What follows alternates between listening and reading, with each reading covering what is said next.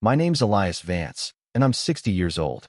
Just 3 weeks back, everything in my life tilted because of 6 blinking numbers on a lottery ticket. Numbers that turned into $75 million.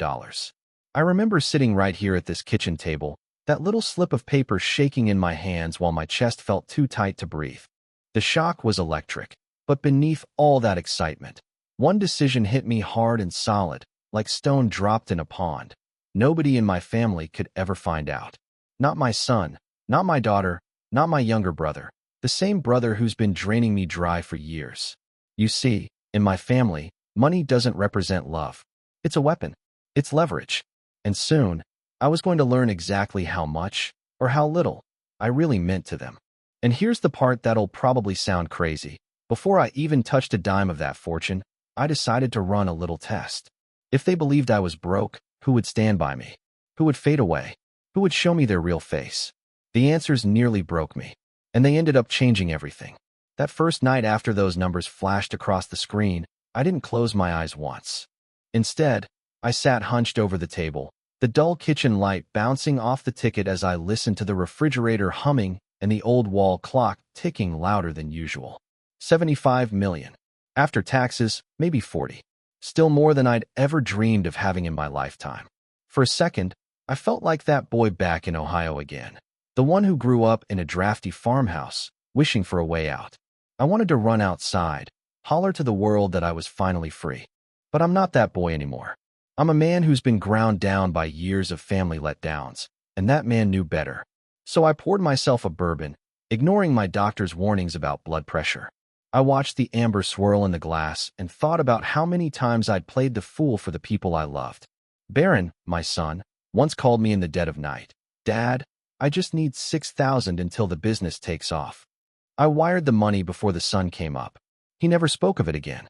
Clara, my daughter, was sneakier about it. She asked me to come with her when she bought her first condo, then suddenly needed help with the closing costs. She promised it was temporary. That was 5 years ago. These days, she hardly bothers to answer my calls. And Simon, my younger brother, well, if there were an Olympic sport for borrowing money without paying it back, he'd have a gold medal.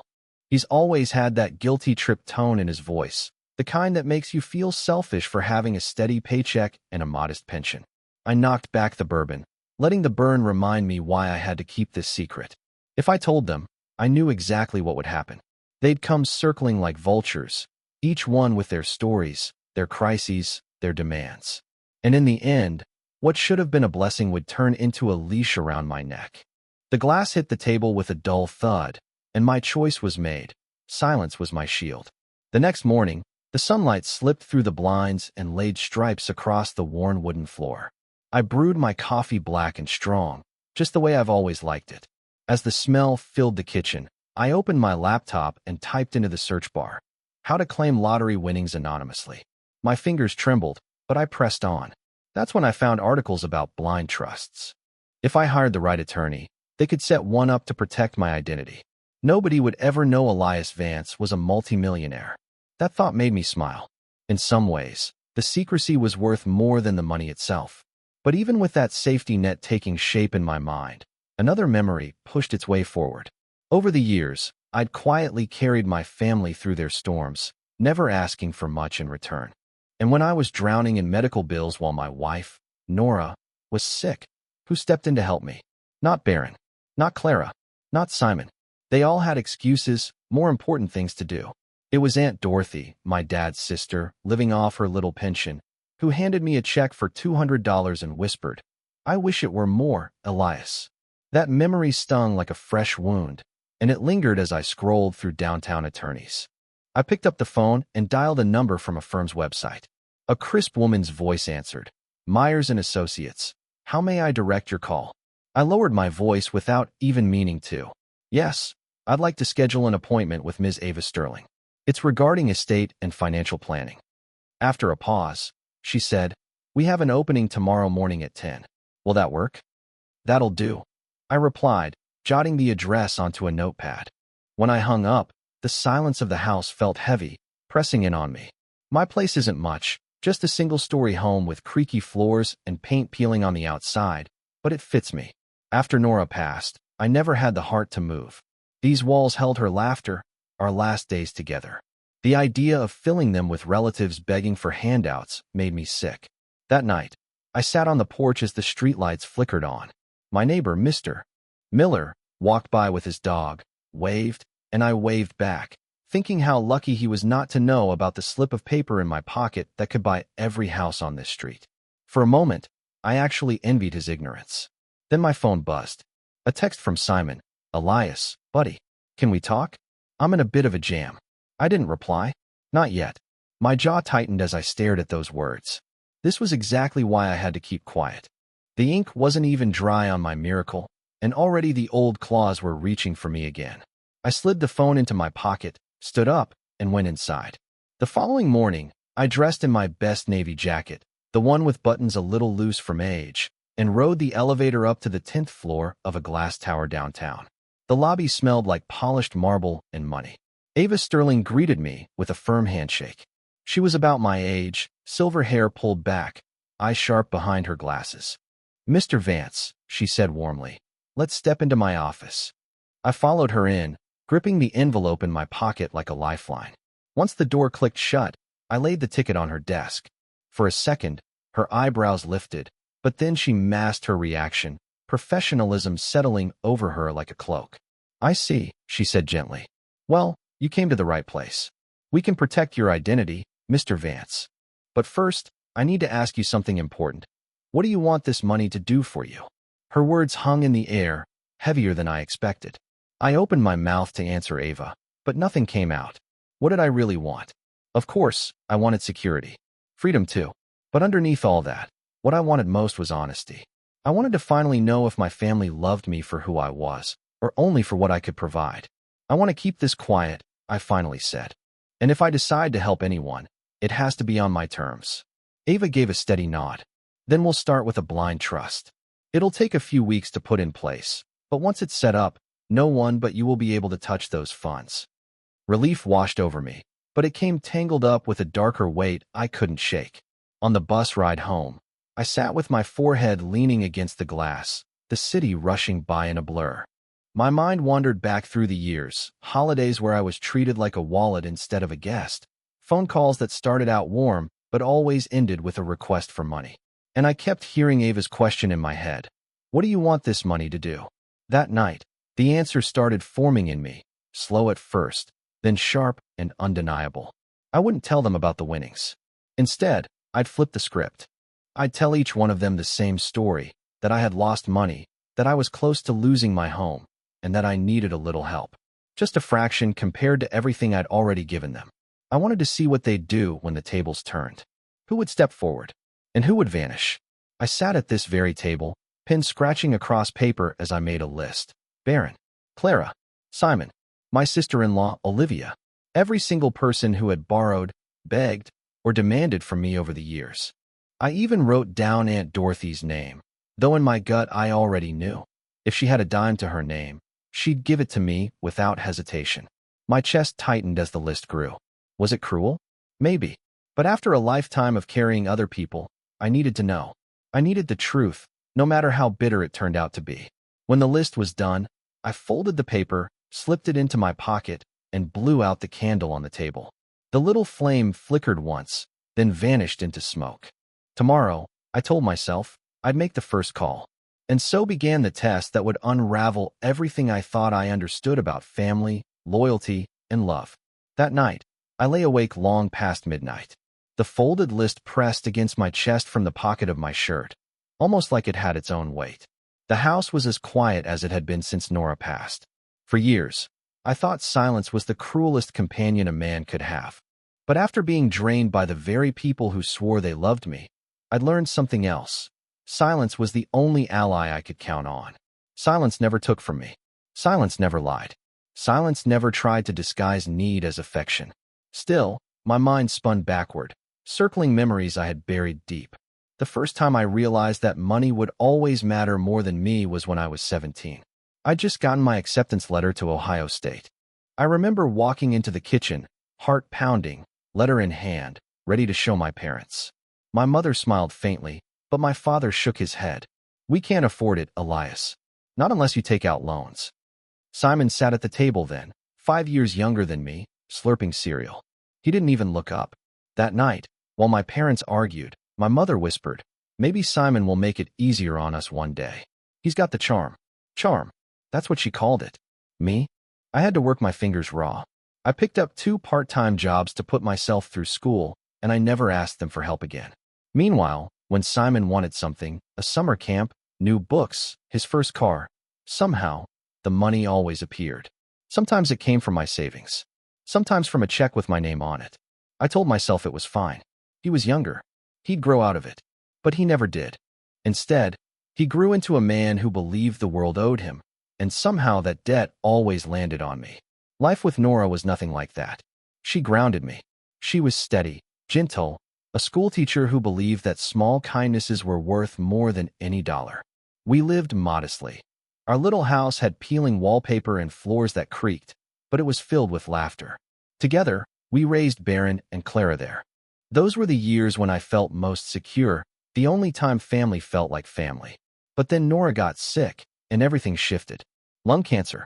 She'd never smoked a day in her life, yet there we were.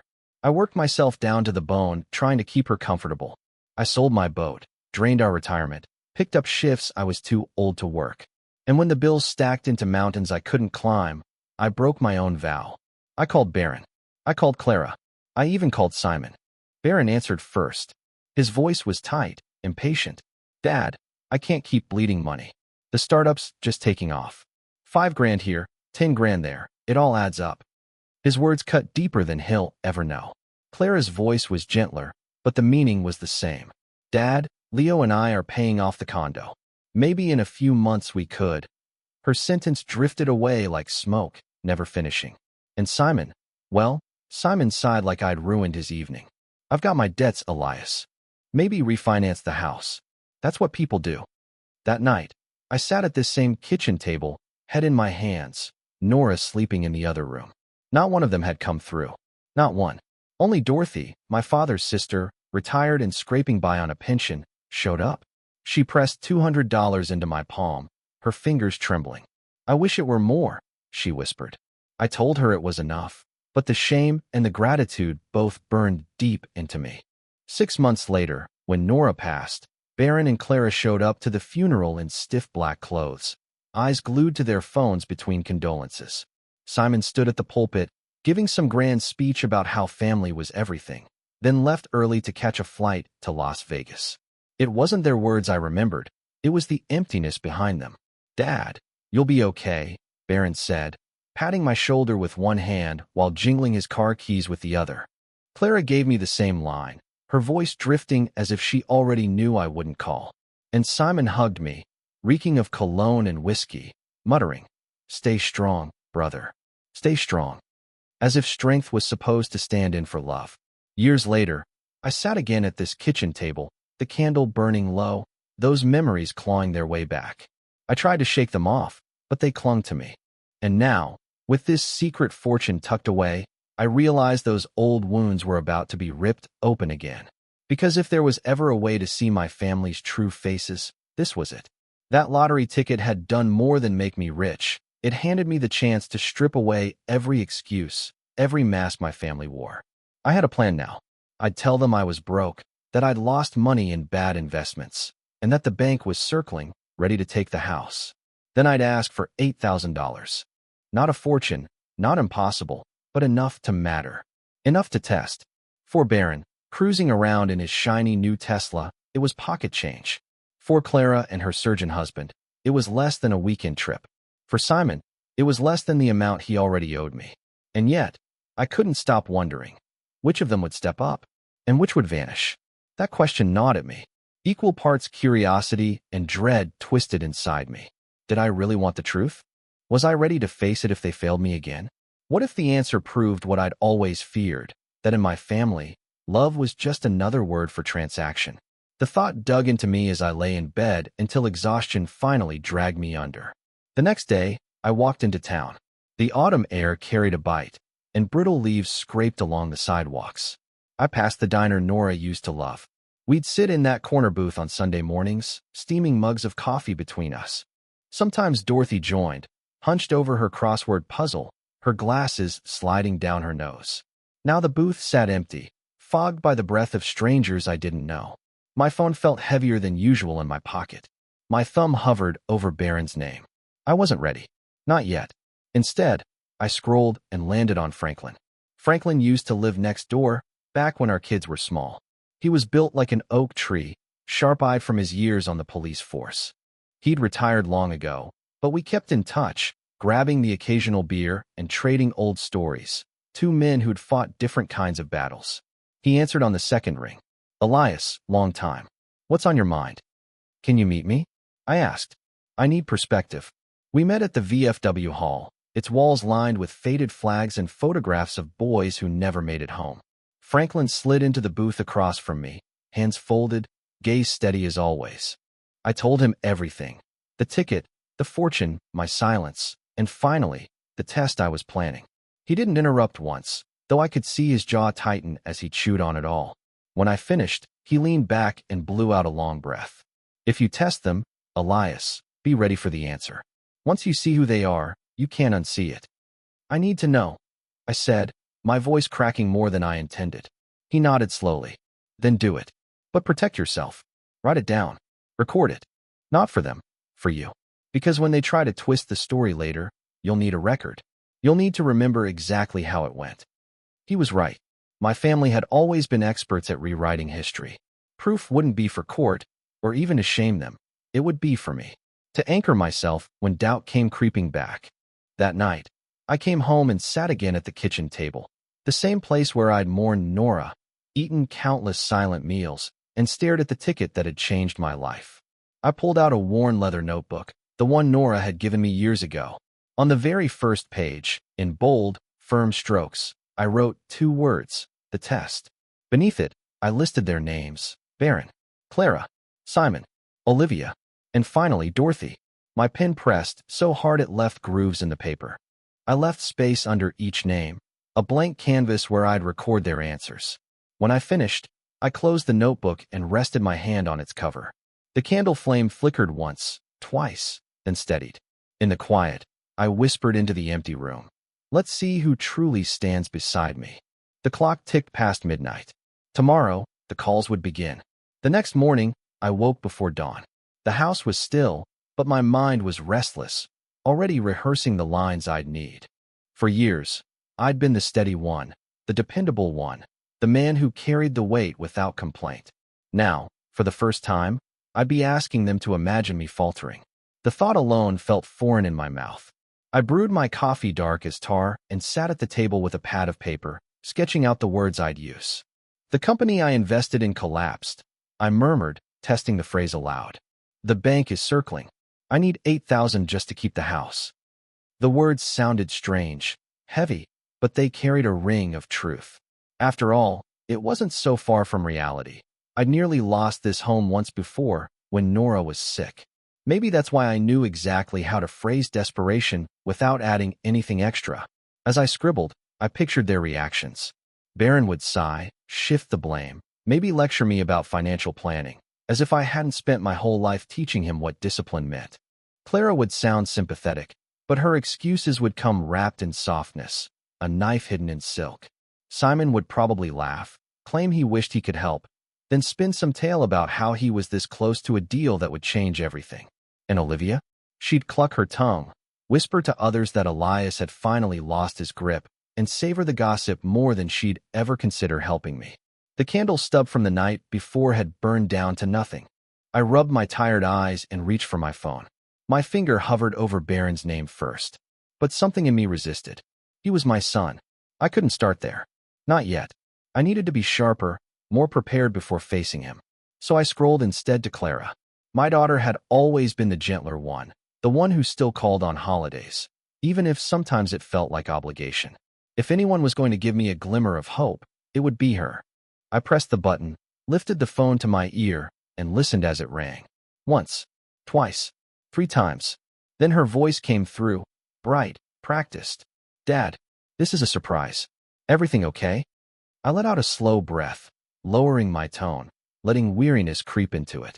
Not exactly, Clara. I wouldn't be calling if it wasn't important. There was a pause. What's wrong? I let the silence hang, giving her imagination room to run before I spoke. The firm I put some savings into collapsed. Fraud, bad management, I don't know.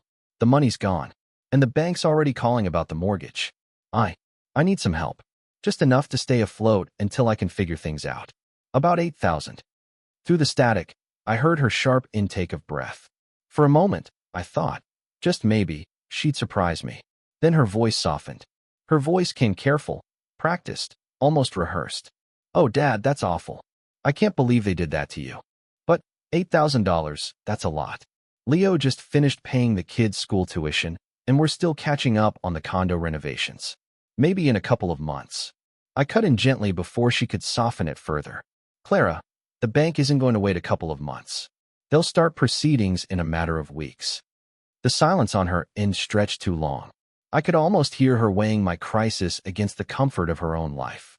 Finally, she said, I'll talk to Leo. Maybe we can manage a smaller amount. But I can't promise. A smaller amount. A half measure. A delay. Her tone told me the conversation was already finished. I understand, I said flatly. Thank you for listening. Of course, Dad. She rushed in quickly, too eager to close the call. We'll figure something out. Don't worry. But she wasn't going to figure anything out. Not for me. I ended the call, set the phone down, and stared at the leather notebook. I wrote her name, drew a line beneath it, and added, sympathy. Excuses. No commitment. The words tasted bitter as I mouthed them in silence. For a long time, I sat still, coffee gone cold, staring at nothing. A part of me wanted to stop right there, to preserve what little illusions I had left. But illusions are poison. Once you've had a taste of the antidote, you can't go back. By noon, I had rehearsed my lines again, sharpened the story, and dialed the next name. Simon.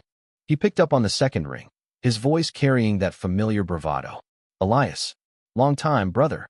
How's the quiet life treating you? Not so quiet, I said evenly. I've run into some trouble. Trouble? He chuckled. Don't we all? I didn't laugh with him. The truth is, I made some bad investments. Lost a good chunk of money. The bank's circling the house. I need 8,000 to hold them off. He didn't even hesitate. 7? Hell, I don't even have 700 lying around. Times are tough, you know? Baronet's rough, clients are late paying. Maybe you ought to sell that old truck or refinance. You've always been good at figuring things out. Simon, I said quietly but firmly. I helped you with more than that when you needed it. When you begged me for money after your divorce. When you bought into that failed restaurant. I came through every time. The line went quiet for a moment. Then he sighed. Yeah, well, that was different. Family helps family, right? You'll figure this out. You always do. Family helps family. I repeated the words softly, tasting their irony. He pivoted, asked if I'd caught the Browns game, as if we hadn't just stepped all over decades of imbalance. I ended the call shortly after. In the notebook, I wrote his name in the note. No money. Deflection. Empty platitudes. By late afternoon, the house felt heavier, as if the walls themselves were absorbing the weight of the answers piling up. I walked outside to clear my head, crunching dry leaves beneath my boots. But every sound seemed to echo with their refusals. I thought of Nora. What would she tell me now? She'd probably say not to torture myself like this, not to measure love in dollars. But even she would admit, it was never about dollars. It was about whether love existed at all. As dusk settled, I lit another candle and returned to the notebook. 2 names, 2 failures. Clara with her excuses. Simon with his deflections. I poured myself a bourbon, the ice clinking sharply, and braced for the next call. Baron's name stared back at me like a dare. When I finally dialed, the house was dark except for the flicker of the candle and the glow of my phone screen. He answered on the 4th ring, his tone sharp, impatient. Dad, everything okay? I'm in the middle of something. I steadied my breath.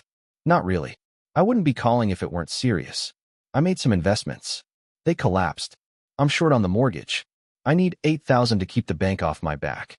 Silence. Then a humorless laugh. Dad, you should have known better. At your age? Gambling with investments? Come on. I can't just hand over 7 grand. I've got payroll to cover, a new office lease, a product launch coming up. You should have planned better. The words landed like stones. But I kept my voice even. Baron, I planned my whole life. I gave you money for your business when no one else believed in it. I sacrificed for you. I'm asking you for the first time. His tone hardened. And I appreciate that. But I can't. You'll figure it out. You always do. The echo of Simon's excuse. I closed my eyes, swallowed the bile rising in my throat. I see, I said quietly. Look, Dad, I'll call you later. I've got to run. He hung up before I could answer. I stared at the deadline, silence pressing in. Then I wrote his name in the notebook. Dismissive. Lectures. Refusal. The bourbon glass felt heavy in my hand. 3 calls, 3 answers. 3 proofs of what I had long suspected but never wanted to face. The candle flame bent low, as if weighed down by my grief. I leaned back in my chair and whispered into the empty room. So this is what family means. The clock ticked toward midnight. Outside, the world carried on as if nothing had changed. But in my house, everything had. The experiment had begun, and already it was revealing more than I was ready to bear. And still, I knew I couldn't stop now. Tomorrow, there were more names to call. And by the end of the list, I would know exactly who they were and who I was without them. Morning crept through the blinds, pale and gray, making the kitchen feel colder than it was. The notebook lay where I'd left it, the pages scarred with the record of 3 calls. Clara, sympathy wrapped in excuses. Simon, deflection and empty platitudes. Baron, lectures and refusal. Each name carved a deeper line into the truth I'd avoided for years. I ran my hand over the leather cover, half hoping the ink might smudge, blur into something softer. But ink doesn't lie. I poured myself a cup of coffee, though it did little to steady me. My chest was heavy with the weight of those voices replaying in my head. For so many years, I told myself that if I ever truly needed them, they'd come through. Now, the illusion was cracking, and I wasn't sure the pieces could ever be put back together. Still, I had started this test, and there were more names left to call. The next name on my list was Olivia, my sister-in-law, Simon's wife. If anyone in the family had earned a crown for judgment, it was her. At every gathering, she found a way to lace her words with sugar and spite, never missing a chance to remind me how quaint my little house was, her smile thin enough to cut. I still remembered overhearing her say to Nora once, not even bothering to lower her voice, "Elias is reliable. Maybe too reliable. People like that never really get ahead, do they?" I let it slide at the time, but the sting had never faded. Now it was her turn. I scrolled to her name, pressed the call button, and listened. She picked up on the second ring, her voice clipped, businesslike. "Elias, to what do I owe the pleasure?" I let out a weary sigh, making sure it carried weight. "Olivia, I wouldn't call if it weren't serious. I've run into some trouble." Oh, curiosity in her tone, but not a shred of warmth. "I made some bad investments. The bank is circling. I need 8,000 to hold them off." There was a pause, and I could picture her lips pursing, her eyes narrowing with that practiced disapproval. Then she laughed, short, sharp, cruel. "Elias, I always wondered when you'd slip up. You've been so self-righteous all these years, handing out help, acting like you've got it all figured out. And now you expect us to bail you out?" Her words cut, though I'd braced myself for them. "I'm asking for help, Olivia. Family helps family, or so I thought." She scoffed. "Family helps family when it makes sense. Simon and I have our own commitments. Maybe you should sell that little house of yours. Downsize. Live within your means like the rest of us." My hands trembled, but I kept my voice even. "You mean like when I helped Simon after the restaurant collapsed? Or when I gave you both money for hurricane repairs?" Silence. Then her tone sharpened. "That was different. That was for something we all benefited from. This is just your mess." I closed my eyes, let her words settle like lead. "I see," I said finally. "Thank you for your honesty." She hung up without another word. I stared at the phone in my hand, the dial tone humming in my ears. Slowly, I opened the notebook and wrote her name, scorn, judgment, no help. The bitterness sat in my chest like a stone. For calls, for failures. The sun had barely risen, but I poured myself another bourbon. The burn did nothing to dull the ache. By midday, I was pacing the living room, the notebook open on the coffee table like an accusation. My eyes drifted to the last name I'd scribbled down the night before, almost as an afterthought, Dorothy. Dear Dorothy, my father's sister. The only one who had ever pressed trembling bills into my palm when Nora was sick, whispering, "I wish it were more." She'd given me $200 when she could hardly afford groceries herself. She was the last person I wanted to test. She had so little, and fairness demanded I call her too. But I hesitated. If she failed me, I wasn't sure I could bear it. And if she helped, I knew it would cost her dearly. My thumb hovered over her number for what felt like hours. Finally, I set the phone down and stepped outside. The autumn air bit cold against my skin, grounding me. I walked aimlessly past children playing in yards, past a couple arguing quietly on their porch. The world went on, oblivious to the war I was waging inside myself. By the time I returned home, the sky was streaked with orange and pink. The notebook still lay on the table, waiting. I couldn't avoid it forever. I picked up the phone, dialed, and waited. "Elias," she answered, her voice warm, familiar, like a quilt wrapped around my shoulders. "It's been too long. How are you?" I swallowed hard. "Not so good, Dorothy. I wouldn't be calling if it weren't important." Her tone shifted immediately, concern flooding every word. "What's wrong?" I let the silence hang before answering. "I lost money. The investments went bad. The bank's coming for the house. I need $8,000 to keep it." There wasn't a beat of hesitation. Not one. "Oh, Elias," she breathed. "That's terrible. Of course I'll help. I don't have 7, but I can pull together 3. It's nearly all my savings, but you need it more than I do."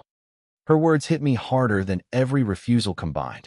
My throat closed, my grip tightening on the phone. "Dorothy, I can't." "No arguments," she said softly but firmly, cutting me off. "Family helps family, and you've always been there for me. It's my turn." Tears stung my eyes before I could stop them. I turned my face away though no one could see. "Thank you," I whispered, my voice cracking. "Don't thank me," she said. "Just promise me you'll be okay. Promise me this won't break you." "I promise," I said, though in truth, something inside me had already broken. We talked a while longer, about her health, her little garden, the books she was reading. Ordinary things, but every word carried the weight of love. When we hung up, the silence in my house felt different. Not heavy, not suffocating, alive. Her kindness echoed through the rooms. I opened the notebook and wrote her name. For the first time, I didn't scribble failure. I wrote, gave almost all she had. No hesitation. True. I sat back and stared until the words blurred. The candle flickered beside me, shadows stretching across the walls. For days, I had peeled back the layers of my family, uncovering rot where I had prayed to find strength. And now here was Dorothy, the one with the least to spare, offering more than any of them. It wasn't the money that moved me. It was her instinct, her immediacy. No calculations, no excuses. Just love, expressed the only way she could. It was a bomb because it proved love still existed. It was a wound because it revealed how deeply the others had failed. I closed the notebook, laid my hand on its cover, and sat in the dim light. Tomorrow, there would be more calls, more truths to uncover. But tonight, I let myself sit with the only truth that mattered. Sometimes the richest soul is the one with the least in their pockets. The bourbon glass sat empty. The candle burned low. Outside, the world slipped into sleep. Inside, I whispered into the silence, "I see you, Dorothy, and I won't forget." The morning after my call with her, I woke with swollen eyes. I hadn't cried in years, not even at Nora's funeral, at least not where anyone could see. But Dorothy's words had broken something open in me. She had offered what little she had without hesitation, without judgment. It comforted me and wounded me all at once. I had written true beside her name in the notebook and stared at it until the ink blurred. It was the only entry that didn't burn. Now, as I sat at the table with the closed notebook heavy in front of me, I realized this test was no longer about money. It was about truth. For refusals, one act of kindness that cut deeper than all the cruelty combined. You'd think that would have left me feeling vindicated, like I'd proved a point. Instead, I just felt hollow, like every conversation had taken another piece of me and left nothing in its place. For the first time, I started to wonder if I'd made a mistake. Not the test itself, I still believed in that, but whether I had the strength to actually endure it. The phone rang mid-morning. I didn't recognize the number at first, but when I answered, the voice steadied me. "Elias, it's Franklin. Been thinking about what you told me. You free today?" I glanced at the bourbon glass still on the table from the night before. "I'm free." "Good. Meet me at the hall in an hour. Bring that notebook." The drive was short, but my knuckles were white on the steering wheel. When I stepped inside the VFW hall, Franklin was already waiting in the corner with 2 steaming mugs of coffee. His eyes swept over me, sharp and knowing, reading every line etched deeper in my face. "You've been calling," he said. Not a question, just fact. I slid into the chair across from him and set the notebook on the table. He tapped it with a finger, then pulled it closer. "Let's hear it." So I told him. Every call, every excuse, every silence that hurt worse than the words themselves. And finally, I told him about Dorothy. Her voice steady, her offer so much greater than what she had to give. Franklin leaned back, shook his head slowly. I wish I could say I'm surprised, but I'm not. People show their true selves when giving actually costs them something. That's why most don't bother. "I feel like I'm tearing myself apart," I admitted. "Every time I dial, I pray I'm wrong. And every time I'm not." He studied me, steady and unblinking. "Then stop hoping. That's what's killing you. Not the truth, the hope." The words landed harder than I expected. He wasn't being cruel. He was just being Franklin. Direct, cutting, but never dishonest. "I need something," I said quietly. "Something to keep me grounded. Proof. Because I know what'll happen. Later, when the guilt sets in, when they look me in the eye with sweet words and promises, I'll start wondering if I imagined it all. I'll start doubting myself." Franklin nodded once. "Then record them. Write it down. Date it. Keep everything. Not for a courtroom, for your sanity. You've been gaslit your whole life. Don't let them do it again." I stared at him, the weight of his words pressing me into the chair. "You think that'll help?" "I know it will," he said firmly. "Because memory fades. Pain dulls. But when you hear their voices later, exactly as they were, there's no arguing with that. That's the truth you can't rewrite." Then he reached into his jacket and slid something across the table. I hadn't noticed he'd brought it. A small digital recorder. "Use it," he said. "Let it run during the calls. Don't tell them. Just capture it. And every time, back it up. You'll thank me later." I turned it over in my hand. Small. Simple. But it felt heavier than gold. "Franklin," I started, but he cut me off. "You don't need to thank me. I've seen this too many times. Families bleeding a man dry, then calling him selfish when he finally says no. You're not the first. You won't be the last." We sat in silence for a while, sipping coffee that had already gone lukewarm. Finally, he leaned in again. "One more thing. You've got to stop apologizing. You've spent your whole life cushioning their feelings. Quit softening it. Ask directly. You'll see how fast the mask slips." His words lodged deep. He was right. Every call so far, I'd softened the blow, given them an easy exit. Maybe I was protecting them from the truth. Maybe I was protecting myself from the sting. Either way, it clouded the test. That evening, I sat at the kitchen table, the recorder beside my phone, the candle flickering low. I pressed the button, watched the red light blink, and dialed the next number. My cousin Harold. He hadn't been on the original list, but after the past few days, I wanted to widen the circle. Years ago, he'd borrowed money from me to cover gambling debts. Promised to pay me back. He never did. The phone rang. Then his cheerful voice. "Elias, long time. What's up?" I let the weariness drip through my words. "I'm in trouble, Harold. Bad investments. The bank's threatening foreclosure. I need $8,000 to keep the house." His laugh was too loud, too forced. "Oh man, that's rough. 7, huh? That's a big chunk. I'd love to help, really, but you know how it is.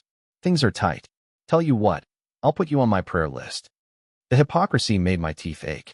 "A prayer list?" I said flatly. Yeah, that always helps me." "Not as much as cash would."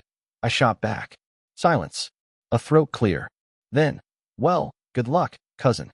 I'm sure you'll figure it out." He hung up before I could answer. I looked at the recorder, its red lights still blinking, capturing every syllable. Proof. I opened the notebook and wrote, "Harold." Hollow laughter. Prayers. No help. Later, as I poured another bourbon, Franklin's words echoed. "Stop apologizing. Stop softening." So when I called my niece Kelly next, I didn't bother with pleasantries.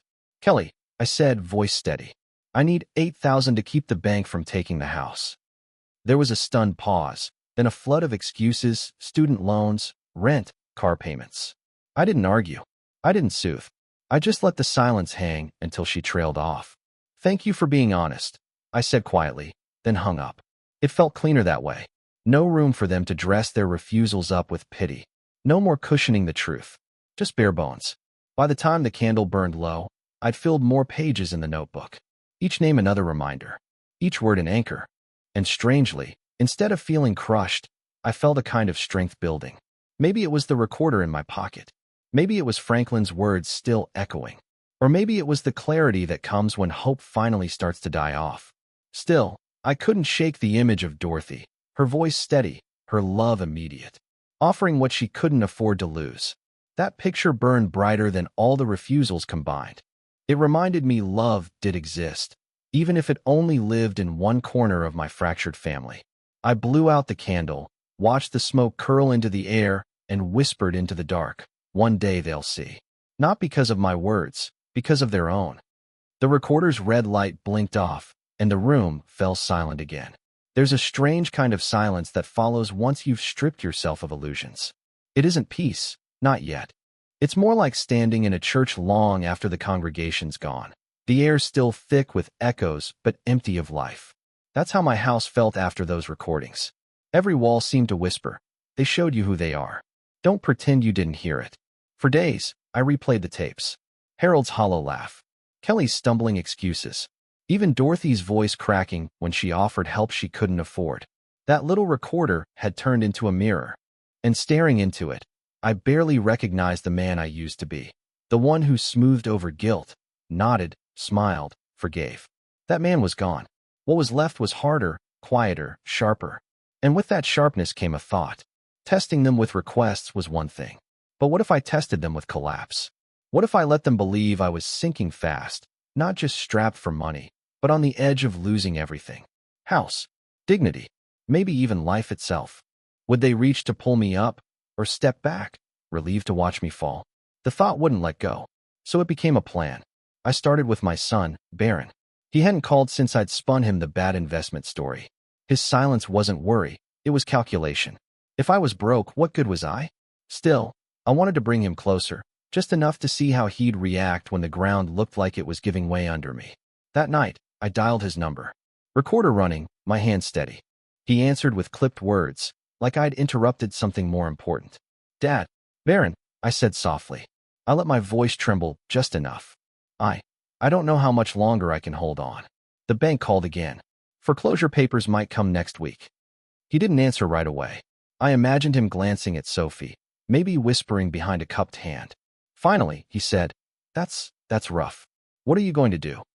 I let silence hang heavy, then breathed out like a man who'd given up. "I don't know. Maybe I'll just let them take it. Maybe that's easier." His tone shifted, almost too quickly. "Well, if you lose the house, you can always move into assisted living. Sophie's mom found a nice place for her aunt last year. Payment plans and all that." My grip tightened on the receiver. Assisted living. To him, I was already half gone, just a burden to shuffle into a corner. "I see," I murmured. "Honestly, Dad, it might be for the best," he went on, sounding almost cheerful, like he'd solved something. "You'd be around people your age, regular meals, medical staff, safer all around." I could picture Sophie standing there, nodding, maybe even smiling. My son, ready to pack me away like old furniture the moment it became convenient. "Thank you, Baron," I said quietly, watching the recorder's red eye blink. "You've given me a lot to think about." I hung up before he could answer. That night, I didn't pour a bourbon. I wanted the sting sharp. I wanted to remember every word, unblurred. The next evening, I tried Clara. She picked up on the third ring. Her voice rushed, as though the world was always demanding more of her. "Dad, what's wrong?" "It's late," I sighed raggedly. "I don't think I can cover the mortgage this month. I might be out on the street." Her pause wasn't concern. It was calculation, the sound of someone weighing risks. Finally, she said, "Well, if that happens, you could always sell the house and move in with someone. Maybe Uncle Simon has space. Or, those retirement villages aren't so bad. Would you take me in?" I asked softly, dropping the question like a stone into water. The silence that followed stretched so long I thought the line had died. When she spoke again, her voice was thin, rehearsed. "Dad, it's complicated. The kid's the space. You'd be uncomfortable." "Of course," I said, swallowing the bile rising in my throat. "I wouldn't want to burden you." That's not what I meant, she rushed. Thank you, Clara, I cut in. I'll figure it out. I ended the call. The recorder blinked on the table like a heartbeat. That night, I wrote in the notebook, Baron, offered assisted living. Relief in his voice. Clara couldn't say yes. Silence louder than refusal. Each line felt like chiseling another gravestone. Each illusion buried one by one. But here's the twist I hadn't expected. Instead of weaker, I felt stronger. Because every time they showed me their truth, the mask I'd built for them cracked wider. And the clearer I saw them, the less power they held over me. Franklin called the next day. Didn't even wait for me to speak. They failed you again, didn't they? Yes. Good. His voice was sharp. The more they fail, the freer you are. You think you're losing family. You're not. You're losing the leash they've had around your neck for decades. I sat with his words, letting them burn. He was right. Each refusal wasn't just betrayal, it was release. So I pushed the experiment further. If they thought I was truly crumbling, would anyone try to take advantage? The answer came sooner than I expected. A week later, my brother Simon showed up unannounced. He hadn't set foot in my place for months, not since I'd planted that seed about investment losses. Elias, he said too brightly. Heard things are rough. I let him in, the recorder tucked in my pocket. He scanned the room like a vulture, eyes lingering on the bourbon bottle, the stack of unpaid bills I'd left out on purpose. You know, he said, settling into a chair, I could take this place off your hands before the bank does. Get you a little cash to tide you over. Not much, of course, given the situation. But better than nothing, right? I stared at him, jaw tight. He wanted to buy me out for pennies, swooping on what he thought was a carcass. Simon, I said slowly, what would you do with the house? He waved a hand like it was nothing. Oh, flip it, maybe rent it. Sophie's nephew needs a place. Could be perfect. Everybody wins. Everybody but me. I leaned back, letting the silence stretch until he started shifting in his chair. I'll think about it, I said at last. As he left, I caught his reflection in the window. A smirk, the kind a man wears when he thinks he's just outmaneuvered his brother. When the door clicked shut, I leaned close to the recorder in my pocket and murmured, Simon Vulture, ready to gut me alive. That night, the candle burned lower than usual, casting longer shadows across the room. I thought about Baron, eager to tuck me away, Clara, silent and timid, and Simon, greedy as ever. But instead of despair, something else stirred in me. Not anger, not yet. Colder, steadier, resolve. Now I understood. This wasn't just some test anymore. It was preparation. They thought they were circling a broken man, but they had no idea I was taking notes, memorizing every word, every smirk, every silence. One day, I would lay it all before them like a mirror they couldn't turn from. And when that day came, they'd finally see what I had seen. Not family, not love, just a house of cards collapsing under its own weight. I blew out the candle, watching the smoke curl in the air, and said aloud to the empty room, You've written your verdict. I'm just the witness. The recorder's red light winked off, preserving the night's confession. The morning after Simon's visit, I woke to a different kind of silence. Not hollow, but purposeful. Like the quiet just before a craftsman strikes his chisel. Something inside me had settled. No more waiting for them to prove me wrong. They already had. Now it was my turn. I sat at the kitchen table, notebook open, pen in hand. The words from the night before stared back at me. Baron, assisted living. Clara, silence. Simon Vulture. Below that, I wrote a new word, heavy and deliberate. Plan. For the first time in weeks, my hands weren't trembling. Revenge wasn't the word for what I was after. Revenge is hot, reckless. This needed to be colder, cleaner. Justice. A mirror so clear they couldn't look away. And the beauty of it? They would set it all in motion themselves. Step 1 was legal. The next afternoon, I called Franklin. Elias, what's up? His voice steady as ever. I need a lawyer, I said simply. He chuckled. You already got one. Not for me, I corrected. For them. There was a pause. Explain. I lowered my voice. If they think I'm broke, they'll circle closer. Simon already tried to buy the house for scraps. I need everything documented, airtight. When the time comes, I want it black and white. Every lie, every betrayal, every scheme, not my word against theirs. Paper, signatures, recordings. Franklin whistled low. You're building a case. No, I said. I'm building a mirror. He didn't argue. Instead, he gave me the name of a discreet colleague, a quiet man who specialized in estates and family disputes.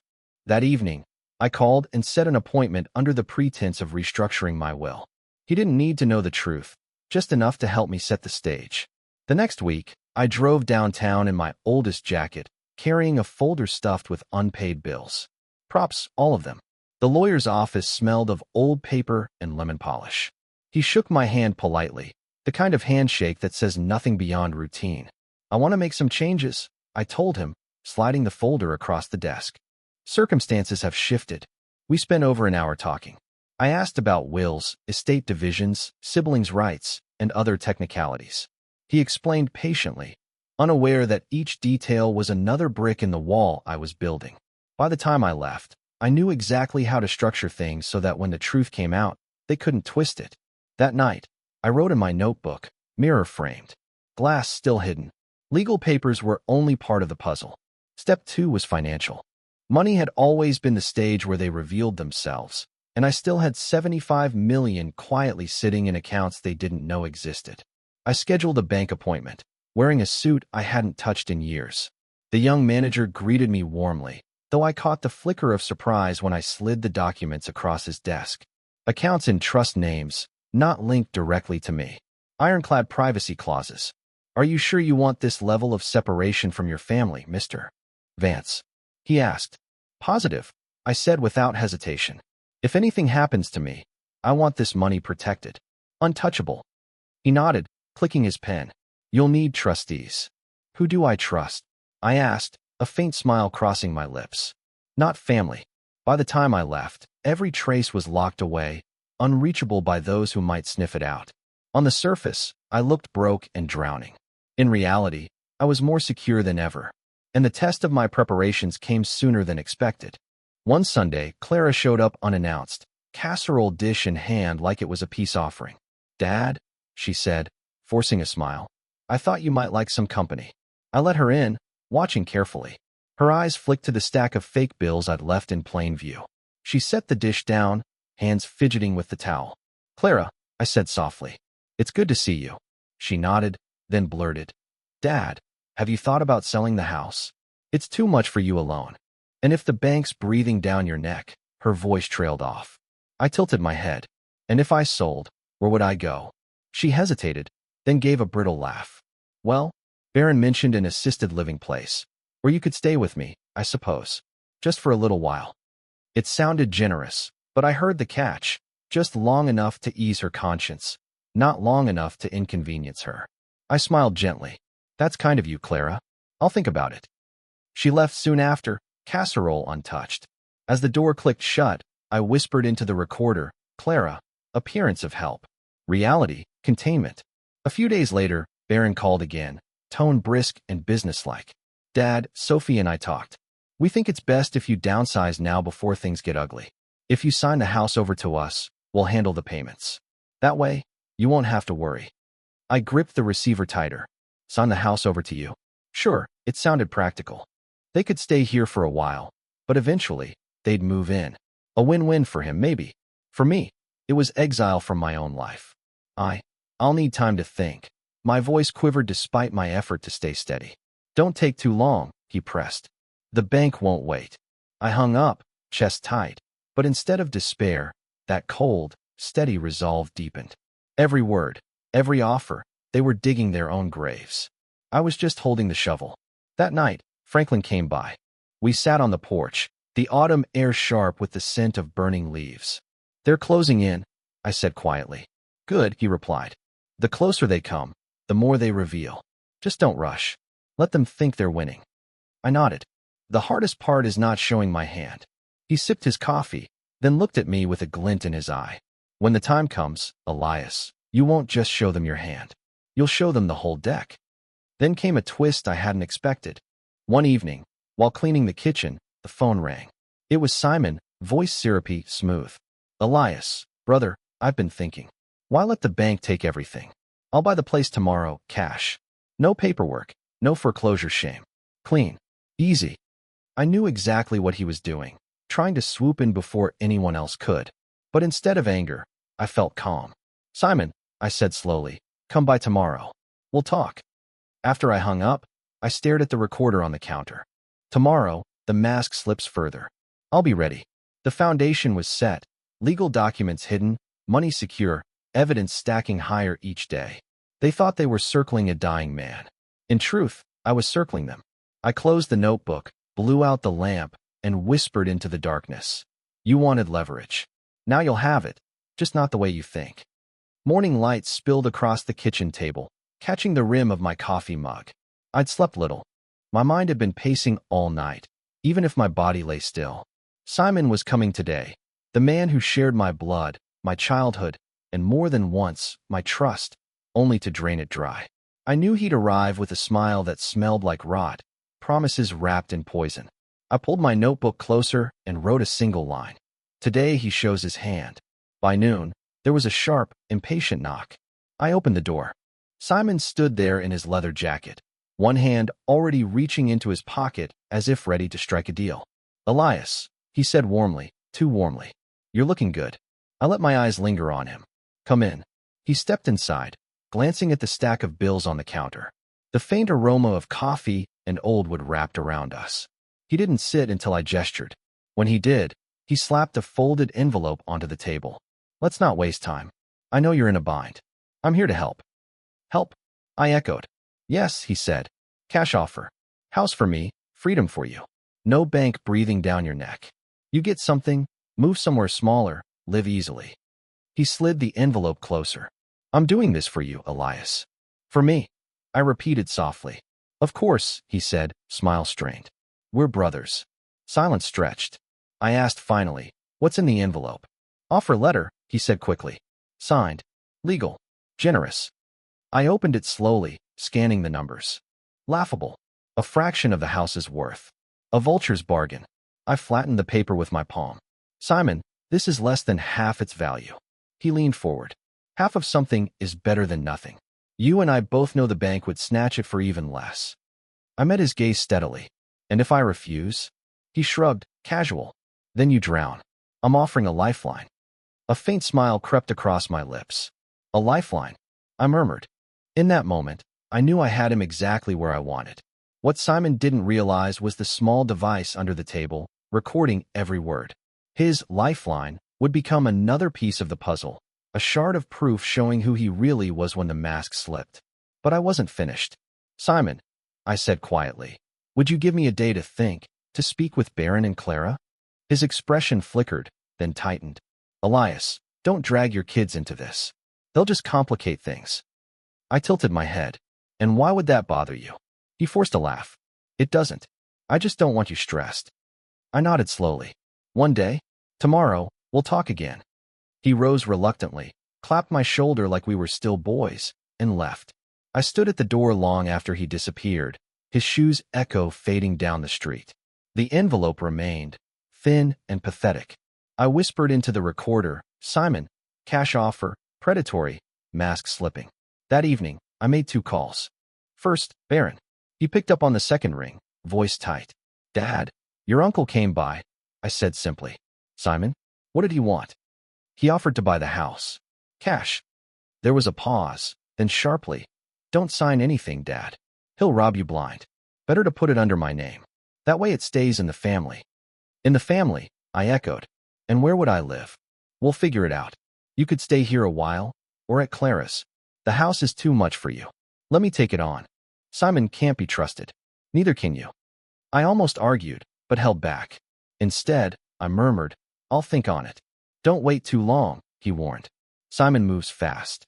After hanging up, I scribbled in the notebook. Baron, protective language, self-interest beneath.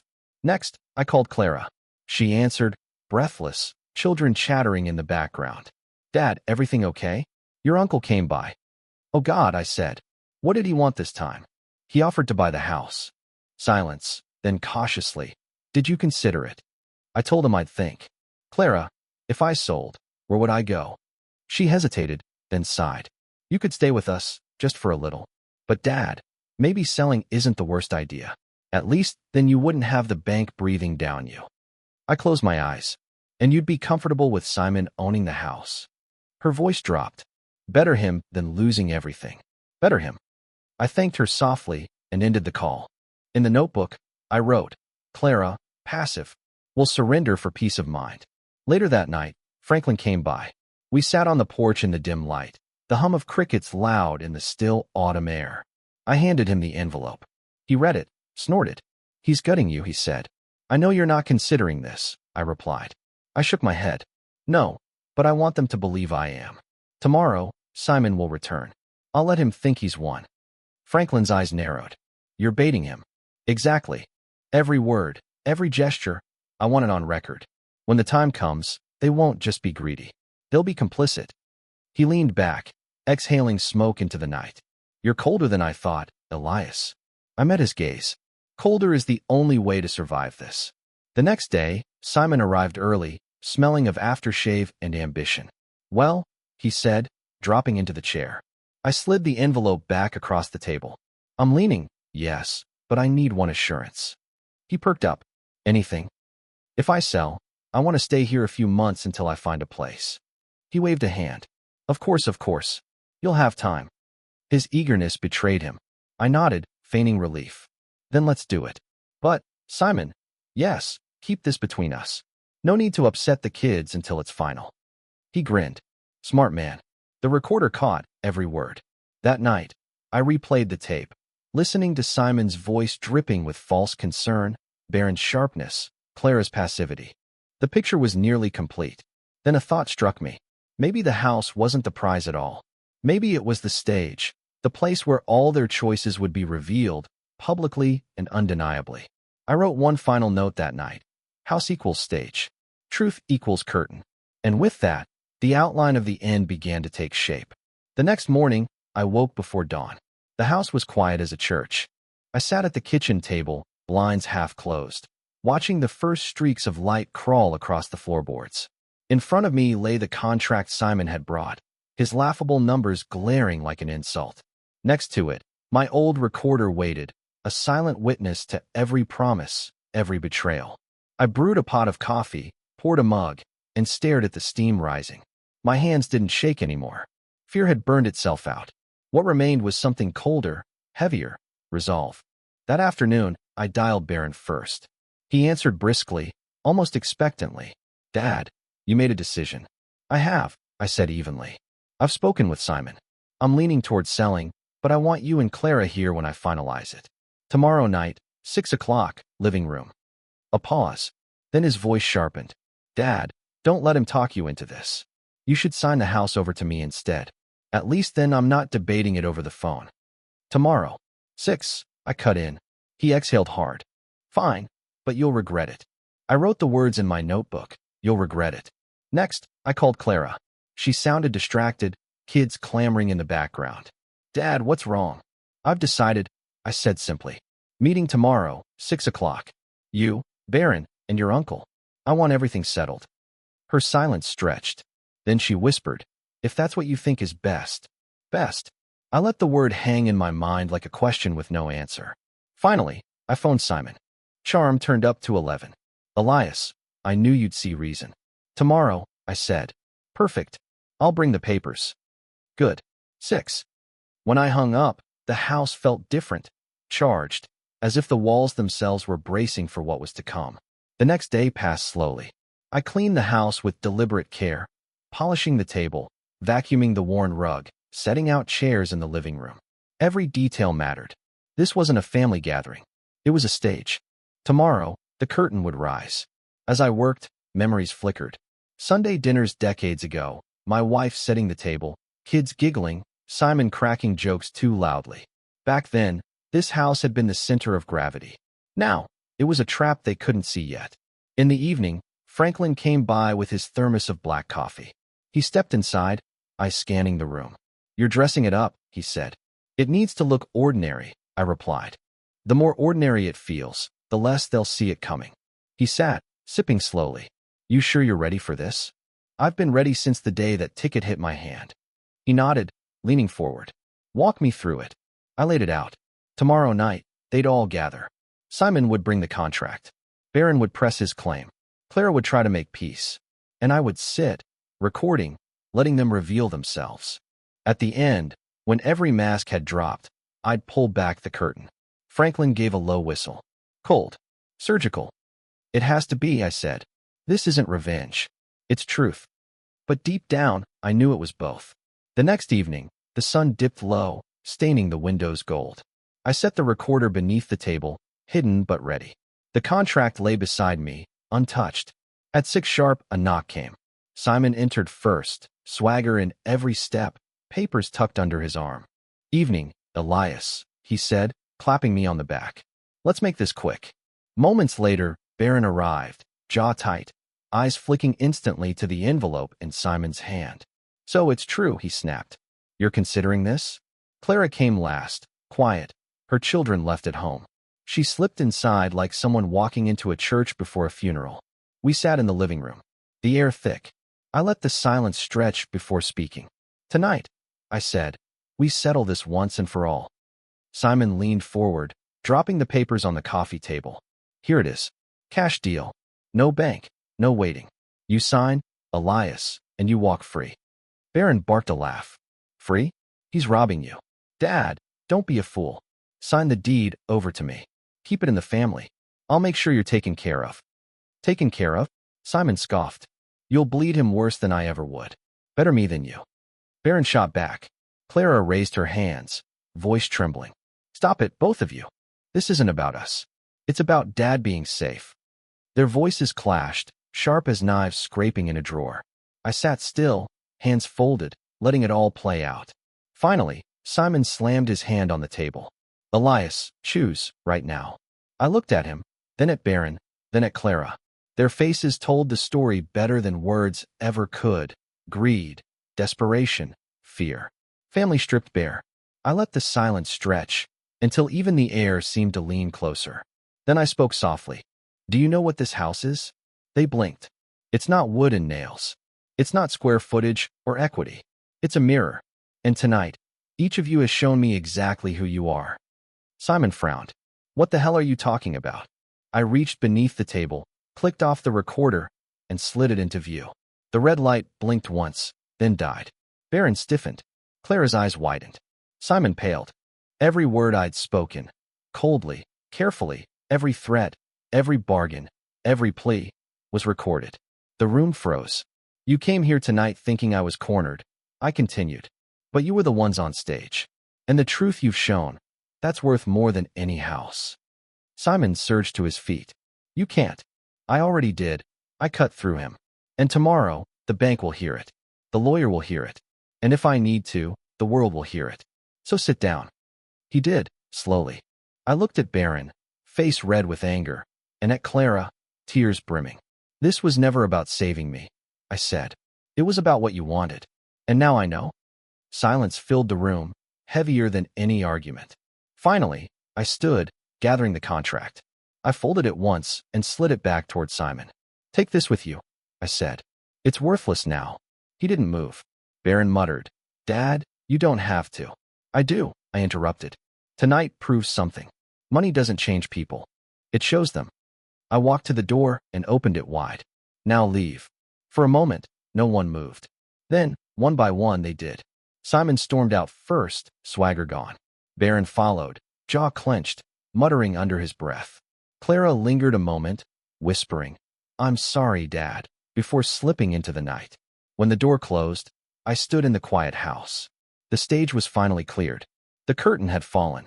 But deep down, I knew the play wasn't over. There was still one act left, the revelation I had saved, hidden from all of them, the truth about the ticket. And when that curtain rose, none of them would ever forget. That night, I didn't sleep. The silence pressed down, broken only by the ticking of the clock on the mantel. I poured a glass of water, sat in the armchair, and stared into the dark, replaying the scene again and again. Their raised voices, the greed oozing from every word, the shock in their eyes when the recorder blinked. For years, I had told myself family was everything. Last night, I learned the truth, stripped of pretense. Family could be the hungriest wolves of all. But there was still one truth I hadn't laid bare, one they would never see coming. The ticket. I hadn't told anyone, not even Franklin. The fortune sat in an account, silent, untouched. They thought the house was the prize. The house was just the bait. I leaned back in my chair, corners of my mouth tightening into something that wasn't quite a smile. Tomorrow, I thought. Tomorrow I ended. Morning came slowly, gray clouds stretching across the sky. I dressed carefully, not in my usual worn flannel, but in a pressed shirt, jacket, and shoes polished until I could almost see my reflection. I looked in the mirror and hardly recognized the man staring back. For once, I didn't see the weary father or the brother being pushed around. I saw someone who still had the power to choose. At noon, Franklin knocked. "You look like you're going to court," he said, eyes narrowing. "In a way, I am," I replied. "Only the verdicts are already written." He followed me silently to the car. I drove to the bank, the envelope tucked in my inside pocket. Not the contract Simon had waved around. Not the fake deeds Barron had begged for. This envelope was plain, sealed, carrying the only thing that mattered: a copy of my claim, proof of the lottery account, evidence that $62 million was already secured. My lawyer had drawn it up weeks ago, quietly at my request. By the time I returned home, a storm was rolling in. The air felt heavy, charged. I picked up the phone and dialed. "Clara," I said, "bring Barron. Bring Simon if you must. Tonight, one last time. After this, there will be no more meetings." She hesitated. "Dad, are you sure?" "Yes," I said firmly. "Tonight. 8 o'clock. Rain had started by the time they arrived. Wipers squealed outside, headlights sweeping across the driveway. They came in, dripping and unsettled, eyes flicking to the empty table. No contract this time. No stage performance. Just me, the old armchair, and the envelope resting on the mantel. Barron was first to speak. "Dad, what is this? Another trick?" Simon scowled. "I don't have time for games." Clara hovered by the door, face pale. I gestured for them to sit. "This won't take long." For a moment, no one moved. Then, reluctantly, they settled. The storm rattled the windows, thunder rolling in the distance.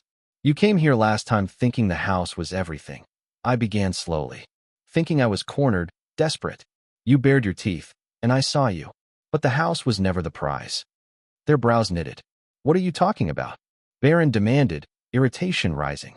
I rose and walked to the mantel, taking the envelope in my hand. The paper was stiff, the weight heavier than it should have been. "3 weeks ago," I said, "I won $62 million in the lottery." The words landed like stones in the silence. Barron blinked, confusion twisting into disbelief. "What?" Simon laughed, sharp and bitter. "You expect us to believe that?" Clara gasped, covering her mouth, eyes wide. I held up the envelope. "Inside are the documents. Proofs, signed and sealed. I haven't touched a cent. Not yet." For the first time, the room shifted. Their eyes were no longer on me. They were on the envelope, like wolves catching the scent of blood. Barron leaned forward, voice urgent. "Dad, if that's true, then we can fix everything. You don't need to struggle. I can help manage it. You need someone you can trust." Simon scoffed. "Trust? He'd blow it in a year. I've been handling deals my whole life, Elias. Let me invest it for you. Double it in 5 years." Clara shook her head fiercely. "No. Stop. Don't you see? This isn't about us. Dad, you should use it for yourself. For once, live for you." I let them speak, each word piling higher, greed and desperation mixing with denial. Same play, different stage. Last time it was the house. Tonight, it was a fortune. And again, they revealed themselves. I placed the envelope back on the mantel and turned to face them. "I wanted to see," I said quietly. "If you believed I was broke, who would stand by me? Who would care?" And there it was, the answer. Now I wanted to see the other side. If you knew I had everything, who would you become? Their faces told me more than words ever could. Barron's mouth worked soundlessly, panic flaring in his eyes. Simon looked ready to lunge across the room. Clara's eyes filled with tears. "You failed both tests," I said, my voice steady as stone. "When you thought I had nothing, you abandoned me. When you thought I had everything, you tried to claim it. Not one of you saw me. Not one of you cared what I wanted. Only what I could give." Barron rose, fists clenching. "That's not fair. I'm your son. You were my son long before money entered the picture." I cut in. "And long before tonight. You showed me exactly what I meant to you." Simon sneered. "So what now, Elias? Going to cut us out? Leave us with nothing?" I stared at him, then at Barron, then at Clara. My hands didn't tremble. My voice didn't waver. Yes, I said simply. Nothing. Clara burst into sobs, crumpling into the couch. Baron cursed under his breath, pacing like a caged animal. Simon's face twisted, but he said nothing. I walked to the door and opened it wide, rain lashing the porch. Get out, I said. No one moved. I said get out. This time they rose. Simon stormed out first, muttering threats. Baron followed, face pale, eyes burning with something I couldn't name. Clara lingered, tears cutting paths down her cheeks. Dad, please don't shut me out, she whispered. I met her eyes. She was the only one who'd shown even a flicker of remorse. You made your choice, Clara. Tonight, I made mine. Her shoulders shook as she turned and left. When the door closed, I stood alone in the quiet house, storm still raging outside. The envelope lay untouched on the mantel. I picked it up, slid it into the drawer, and locked it away. For the first time in years, the house felt lighter. In the weeks that followed, the phone calls came, angry voicemails from Baron, pleading messages from Clara, silence from Simon. I didn't answer. Didn't need to. The truth had already been spoken, recorded, etched into memory. I met with my lawyer, setting up the trust foundation's plans they'd never see. Not $1 would pass into their hands. Instead, scholarships would bear my wife's name, a wing in the local hospital, a shelter downtown. Quiet legacies they could never twist into leverage. One afternoon, Franklin sat with me on the porch, sipping his black coffee. You finally look at peace, he said. I nodded. Because I am. I know who they are, and I know who I am. He studied me for a moment, then asked, so, what now? I looked out at the horizon, the sun breaking through the last of the storm clouds. Now, I said softly, I live. And that was how it ended. Not with shouting, not with violence, but with clarity. They thought money was leverage. They thought they could bend me, break me, use me. But the truth is, leverage only works if you allow yourself to be lifted or pressed down. I had finally stepped away from their game. The $62 million sat untouched still, but its true value had already been spent. In revealing the faces behind the masks, in cutting the strings that bound me. I was Elias Vance, 60 years old. And for the first time in a long, long while, I was free. Thank you for joining me on this journey. If you enjoyed this story, like the video, subscribe to the channel, and share your thoughts in the comments. To hear the next story, click the playlist now showing.